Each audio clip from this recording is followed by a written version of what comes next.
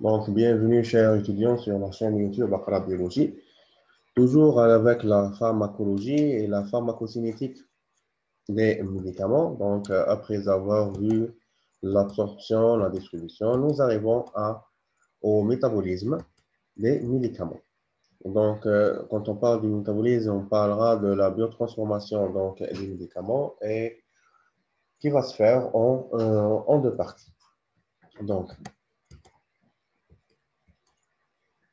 la biotransformation, elle regroupe les diverses modifications chimiques que subissent les principes actifs dans l'organisme, qui peuvent être plus ou moins complètes pour donner naissance à des métabolites moins toxiques et moins actifs que la molécule parente. D'une manière générale, la biotransformation va nous aider à choisir la voie d'administration adéquate de notre médicament, va conditionner le rythme d'administration, déterminer la dose à administrer et bien sûr nous donner des informations sur les interactions médicamenteuses pour éviter toute interaction entre les médicaments administrés simultanément. Donc, pour les sites de la biotransformation ou organes de la biotransformation, on peut citer la peau avec ses cellules épithéliales. Au niveau pulmonaire, c'est les cellules alvéolaires. Au niveau du foie, c'est les hépatocytes. Au niveau du rein, c'est les cellules du tubule proximal. Et au niveau intestinal, c'est les cellules de la muqueuse intestinale. Maintenant, à l'échelle cellulaire, la biotransformation se focalise au niveau des microsomes. Les microsomes, c'est quoi? Ce sont des vésicules appartenant au réticulum endoplasmique qui ont les mêmes caractéristiques du réticulum endoplasmique. Et d'ailleurs, qu'on peut les avoir après avoir homogénéisé le réticulum endoplasmique rugueux, donnant ainsi des microsomes rugueux. Et en utilisant des détergents, on peut séparer les ribosomes des microsomes. Ces microsomes contient des enzymes dont la propriété est la non-spécificité vis-à-vis de leur substrat. Le substrat, donc, c'est le principe actif. Le seul critère pour être biotransformé par le système enzymatique du microsome est que le substrat doit être liposoluble. Donc, suivant la nature de la substance à administrer, lipophile, polaire ou hydrophile, nous distinguons deux phases de biotransformation, la phase 1 et la phase 2.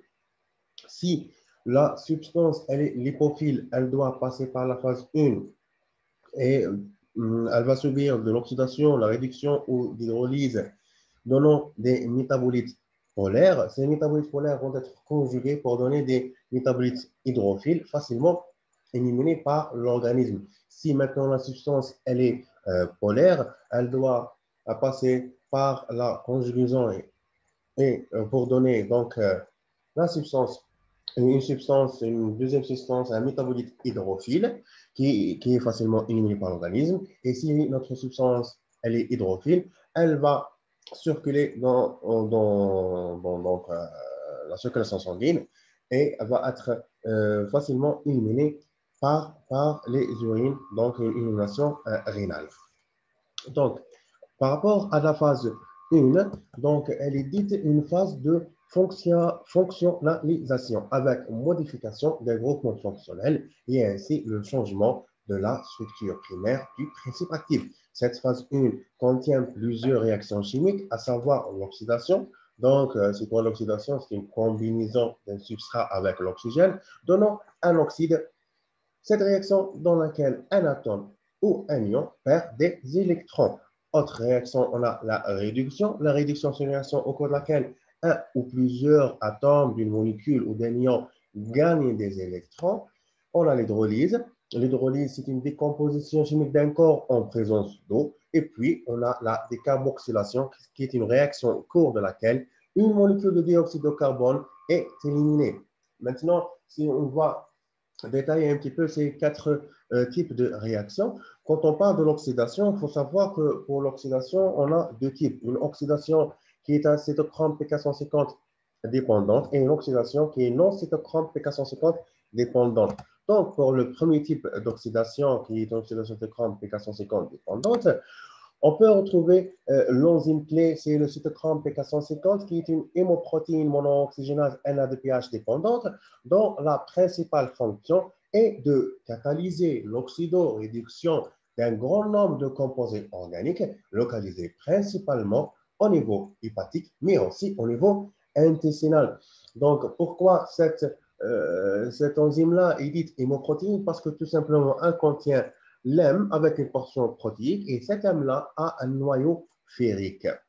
Donc, le cytochrome P450 est un système multi-enzymatique qui est capable d'oxyder une substance en lui transférant directement un atome d'oxygène à partir de l'oxygène moléculaire. Donc, suivant le schéma ci-dessous, nous avons la formation d'un complexe entre le substrat et le fer à l'état ferrique de notre hémoprotéine. Ce complexe est ensuite réduit par un électron fourni par le NADPH grâce au coenzyme NADPH cytochrome réductase et le fer passe à l'état ferreux. Et c'est les réactions 1 et 2.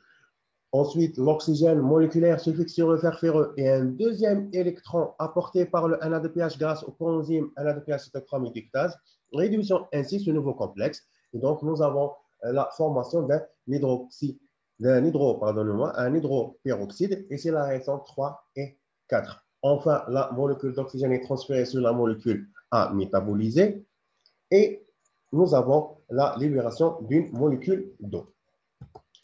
Le cytochrome P450 est aussi le catalyseur de d'autres réactions chimiques de la biotransformation, telles que la désalkylation, la désamination, la disulfuration oxydative, la réduction et l'hydrolyse. Il faut savoir que cette enzyme-là présente plusieurs isoenzymes et ils sont un petit peu, on a résumé ces isoenzymes avec leur substrat dans le tableau ci-dessous. Donc, nous avons le cytochrome 1A2 avec comme substrat le paracétamol, la caféine, l'arythromycine, le cytochrome 2C9 avec comme substrat l'indométhacine, testostérone et progestérone, le cytochrome 2C19 avec comme substrat, par exemple, on a le diazépam, et on a le cytochrome 2D6 comme substrat, on a les bêta-bloqueurs, la codine, la morphine, le cytochrome 2E1 avec la paracétamol et l'alcool, et le cytochrome 3A4, dont le substrat peut être de l'œstradiol, l'œstrogène, le fentanyl, l'érythromycine.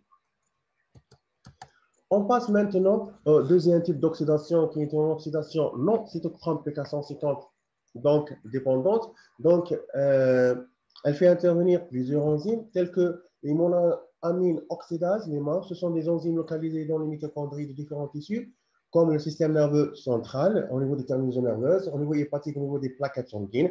Ces enzymes inactivent les amines endogènes, comme les catécholamines et la sérotonine, et les amines d'origine alimentaire, comme la thyramine.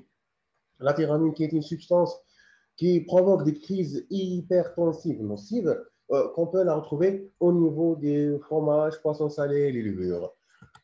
Un autre type d'enzyme, c'est l'amylopéroxydase, le MPO, sont localisés au niveau des ozomiales et transforment le groupement thiol de certains médicaments en groupement sulfonique, donnant ainsi des métabolites réactifs responsables d'agranulocytose. C'est un état anormal, se caractérisant par la disparition aiguë sélective de la limite des granulocytes. Il faut savoir aussi que l'amylopéroxydase, elle intervient dans le stress oxydatif et la formation et production des radicaux libres. On a aussi la xanthine oxydase qui est localisée au niveau hépatique.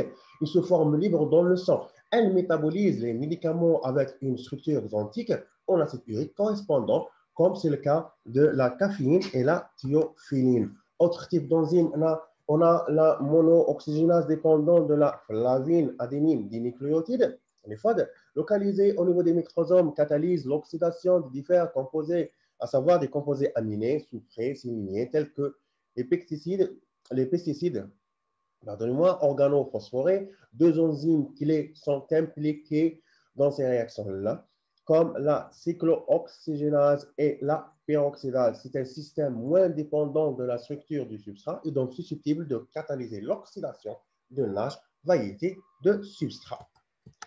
Autre enzyme, on a la prostaglandine synthase, localisée dans les membranes microsomiques qui jouent un rôle important dans la biotransformation dans les tissus pauvres en cytochrome P450, mais riche en prostaglandine synthase. Autre type de réaction de la phase 1, nous avons la réduction. la réduction est une réaction beaucoup moins fréquente et moins bien explorée durant la phase 1 de la biotransformation. Elle n'intervient pas exclusivement au niveau hépatique, mais également dans l'intestin via la flore bactérienne. Ce processus se déroule au niveau du réticulum endoplasmique, des cellules hépatiques. Les substances sont les composés aromatiques nitrés et azoïques. Ils sont métabolisés en amines. La réaction est caractérisée par des enzymes spécifiques comme la réductase. Et d'ailleurs, on voit que le NO2 est réduit en fonction amine en NH2. Autre type de réaction, c'est l'hydrolyse. L'hydrolyse fait partie des réactions intervenant dans la phase 1. Elle est catalysée par deux familles d'enzymes, les estérases et les amidases. Elles sont localisées au niveau hépatique et dans la lumière du tube digestif. Ce processus concerne une large variété de substrats, comme les esters et les amides, possédant des liaisons sensibles à l'hydrolyse. Enfin, pour la décarboxylation, c'est un autre phénomène de la phase 1 dont l'exemple le plus marquant est la L-DOPA. La L-DOPA, c'est le précurseur de la dopamine. Celle-ci est administrée par os, se trouve particulièrement transformée en dopamine sous l'influence d'enzymes présentes dans la muqueuse gastro-duodénale. Donc, juste une petite quantité de la L-DOPA traverse la barrière hématomyélingique après une administration par os.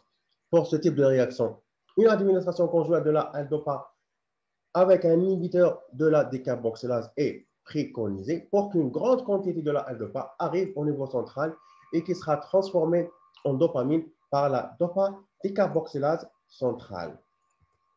Ainsi s'achève la première partie de la biotransformation. Rendez-vous donc, Inch'Allah, avec la deuxième partie de la biotransformation et merci pour votre attention.